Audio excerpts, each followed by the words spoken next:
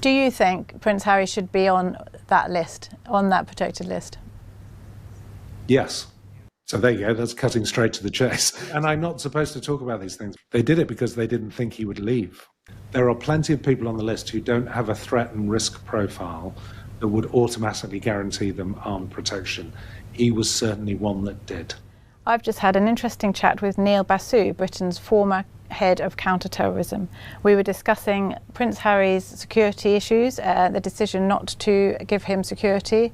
Neil Basu used to sit on RAVEC, which is the Royal and VIP Executive Committee, which makes the decision about whether or not Prince Harry should have security. It would seem to me that the discretion that could have been used to protect him has been withdrawn. And if you ask me who withdrew it, I can't tell you that for sure because I don't know. But it seems like an odd decision to have made. Do you have any? I appreciate that you don't know, and you weren't sitting in the meetings on in this particular case. But do you have any suspicions? Was the royal household leaning on? Prince Harry himself has said that he thinks the king, his father, could have pulled rank and made a decision and had enough influence over the committee that he could probably have swayed them either way.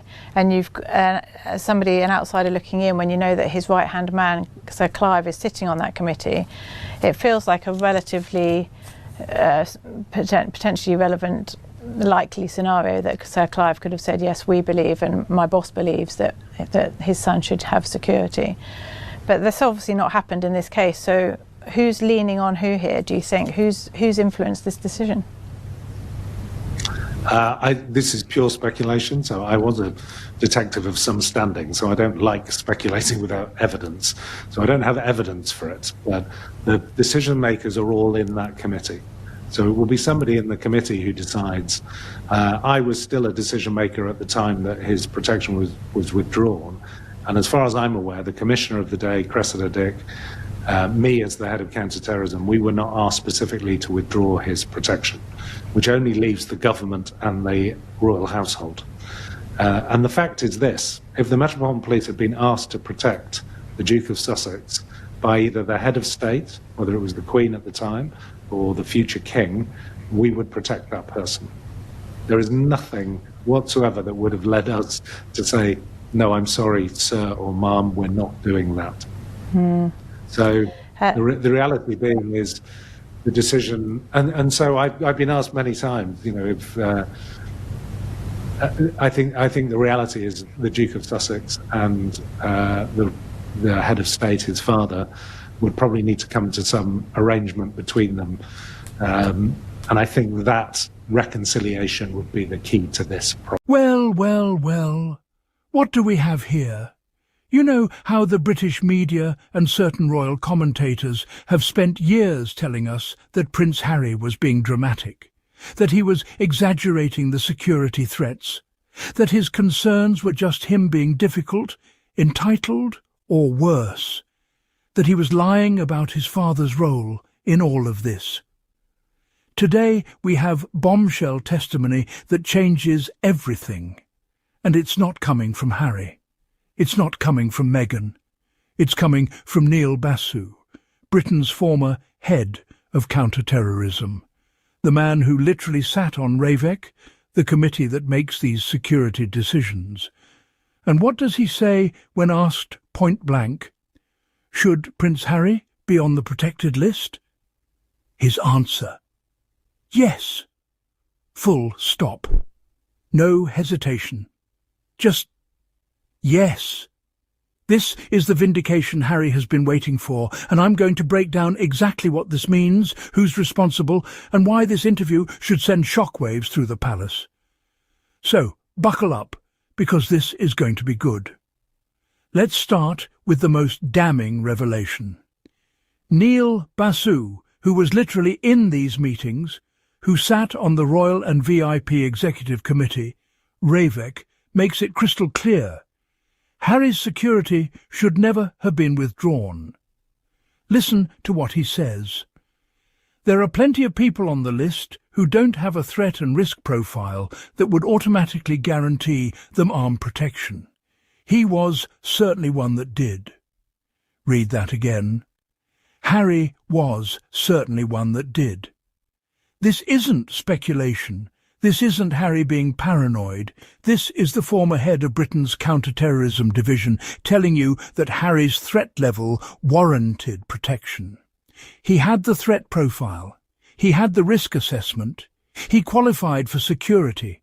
But here's where it gets even more explosive. Basu says, and I quote, "They did it because they didn't think he would leave." Let that sink in. The palace gambled with Harry's life. They thought they could use his security as a bargaining chip, as leverage to keep him under their control. They genuinely believed he wouldn't have the courage to walk away, that he'd stay trapped in that toxic system rather than lose protection. They were wrong. And now they're stuck with a situation entirely of their own making. Now, this is where it gets really interesting and where we need to talk about accountability. Because Basu is very careful here. He's a former detective, he deals in evidence, he's not going to make accusations he can't back up. But even with that caution, what he reveals is stunning. Victoria Ward, the Telegraph's royal editor, asks him directly, "Do you think the royal household was leaning on the committee?" And she specifically mentions what Harry has said, that King Charles could have pulled rank, that Charles had enough influence to sway the decision either way. And here's what's crucial. Basu doesn't deny it. In fact, he confirms the mechanism by which it could have happened. He points out that Sir Clive Alderton, Charles's right-hand man, his private secretary, sits on that committee. Think about that power dynamic. The king's most senior aide is in the room when they're deciding whether the king's son gets protection. And what does Basu say? He notes that Clive could have said, "My boss believes his son should have security." But that obviously didn't happen. Then Basu drops this absolute bomb. "I was still a decision-maker at the time that his protection was withdrawn.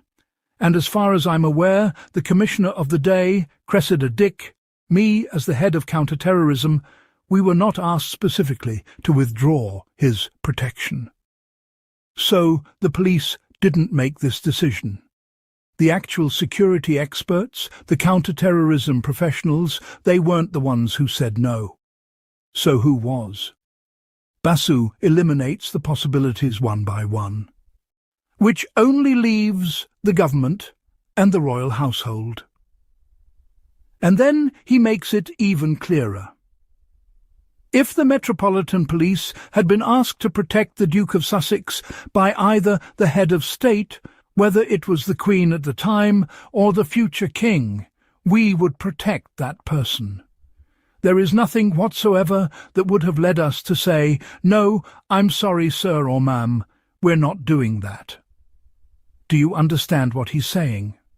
If Charles had wanted Harry protected, if Charles had made one phone call, Harry would have security. The police would not have refused the king. This wasn't a police decision. This wasn't about threat assessments or budget constraints or any of the other excuses we've heard. This was a choice made by the royal household.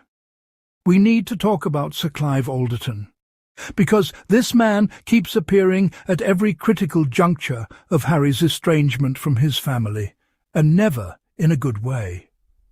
Clive Alderton is Charles's private secretary, essentially his chief of staff, his gatekeeper, his most trusted advisor.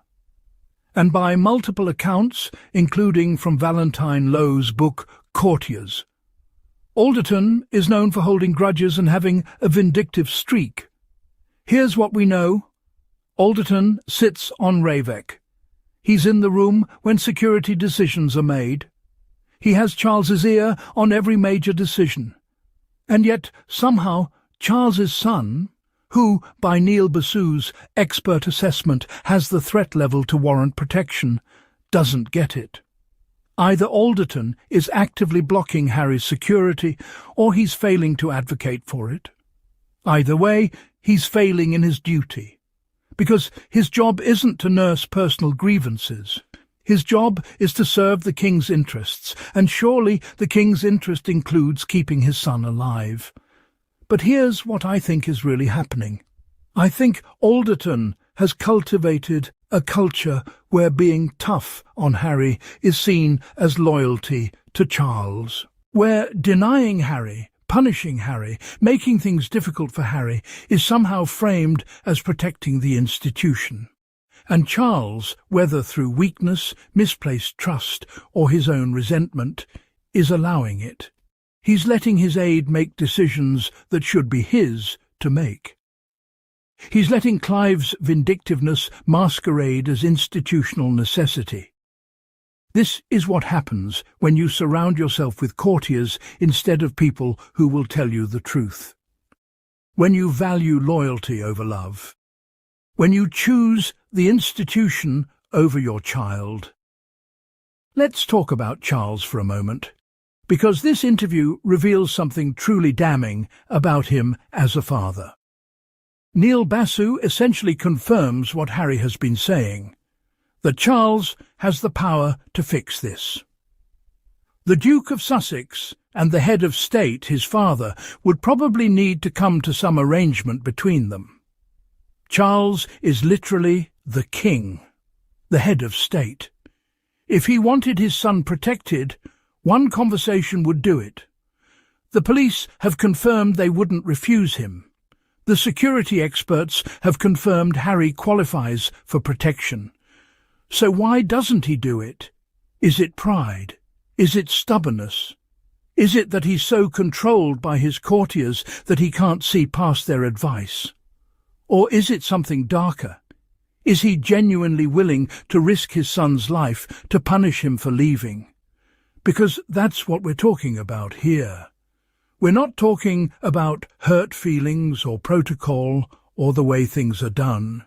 We're talking about Harry's life, Meghan's life, their children's lives, and Charles, who has all the power in the world to protect them, chooses not to, every single day. That's not just bad judgment. That's not just poor advice from Clive Alderton. That's a failure of fatherhood at the most fundamental level. You know what kills me? Charles spent years complaining about his own father, about how Philip was cold, how he wasn't emotionally available, how he didn't protect him. Charles made his whole personality about being a more feeling, more sensitive, more emotionally intelligent father than his own had been. And yet here he is, repeating the same patterns, choosing institution over family, choosing courtiers over children, letting pride and protocol dictate his relationship with his son instead of leading with love. It's pathetic. There's no other word for it.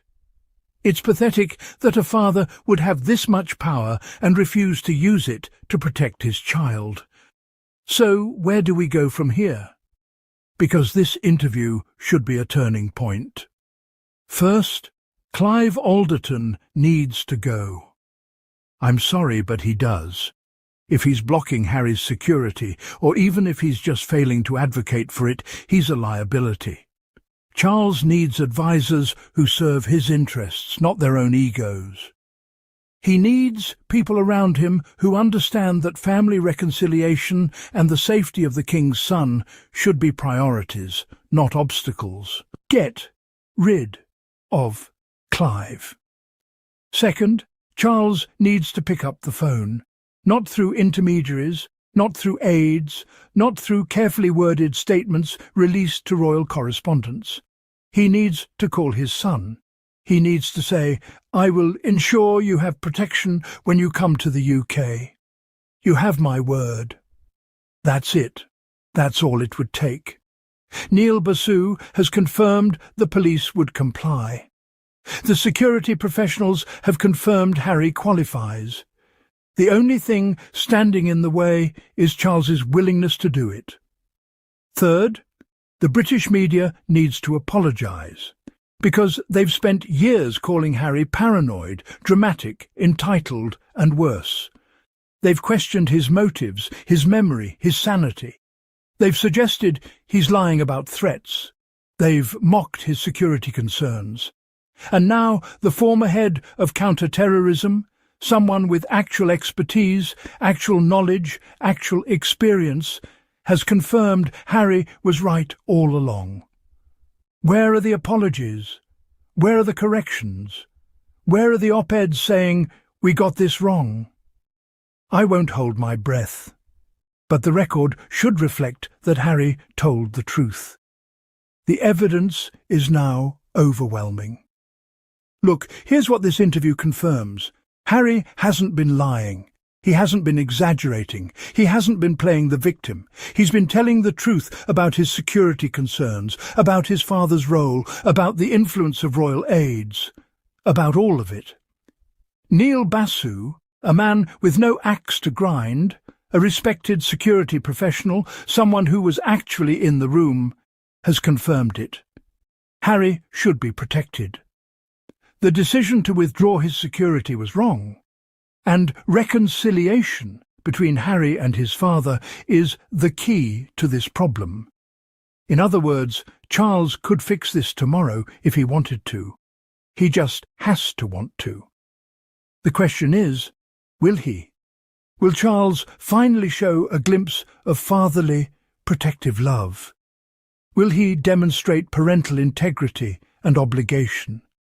Will he put his son's safety above his courtiers' egos? Or will he continue to let pride, protocol and people like Clive Alderton dictate his relationship with Harry? Time will tell.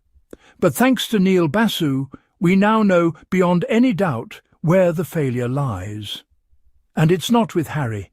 If you found this analysis valuable, please hit that subscribe button. This channel is dedicated to bringing you the truth about Harry and Meghan, even when the mainstream media won't. Your support means everything, whether that's through Super Thanks, PayPal, or buying me a coffee. Links are in the description below. The truth is coming out, slowly but surely, and we'll be here to cover every revelation. Until next time, stay informed, stay critical, and remember, Harry was right.